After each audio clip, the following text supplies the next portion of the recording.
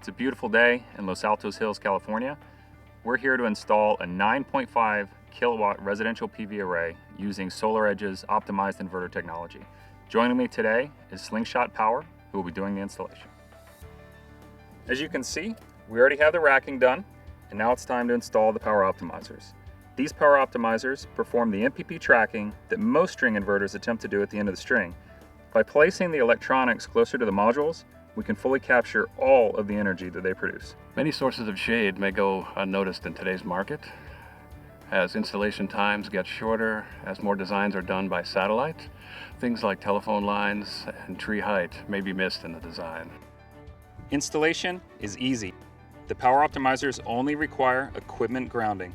That can be done with just a single star washer inserted between the metal plate on the optimizer and the rack.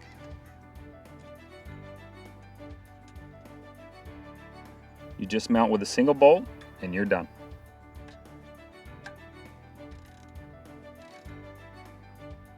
Next, you wire the optimizers together. They use male-female locking connectors. Make sure you listen for the click, and that's it. Next, we gather up all of the barcodes. This is to build the array in the monitoring portal. SolarEdge supplies an easy-to-remove decal that can be removed and placed on a PV grid sheet. To install the PV modules, you just need to connect the two short cables from the power optimizer to the cables on the PV module. Match the female to male in and listen for the click.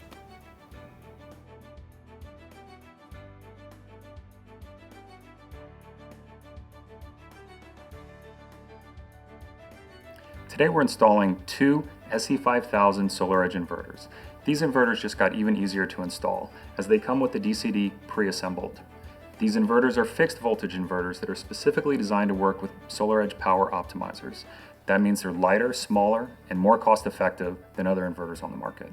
And their color blends well with just about any building architecture. We first place our mounting bracket. You can use the bracket as a template for the holes.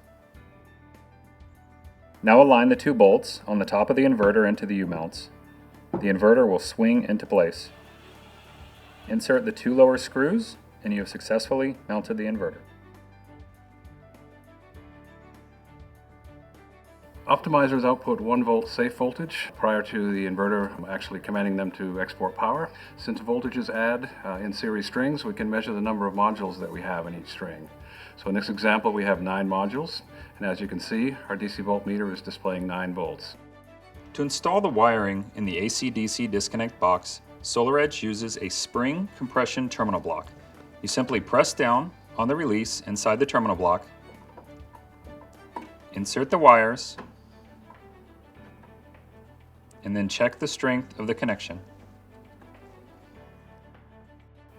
These envelopes are included with every SolarEdge inverter. Do not throw them away, for you will need the SD card for activation. Insert the SD card in the socket behind the board here. Now we will pair the power optimizers with the inverter. This will let the inverter know how many power optimizers are on the roof. It will take about 3 minutes for pairing.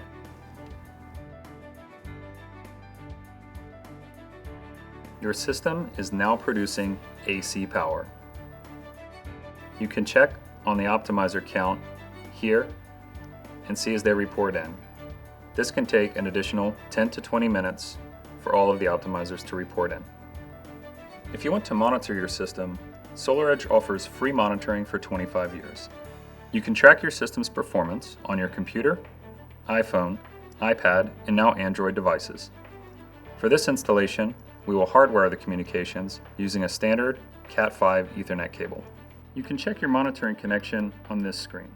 All ones means that you're fully connected. Each one represents a step in the data path. For instance, the first one means that the Ethernet cable is connected properly. The fourth indicates that we have pinged the World Wide Web. All 8 means that we have connected to the SolarEdge server successfully. Now let's check our array performance.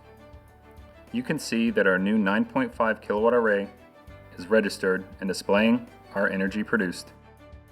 Great job, everyone.